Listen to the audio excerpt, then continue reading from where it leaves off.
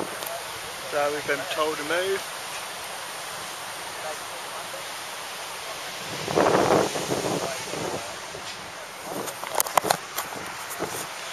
Just got told to move by the lifeguards.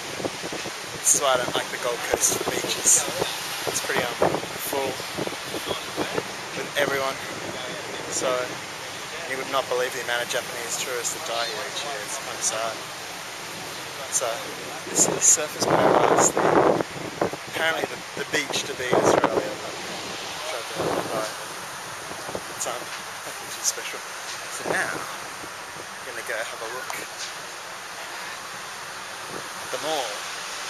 So check that out. So welcome to the Gold Coast.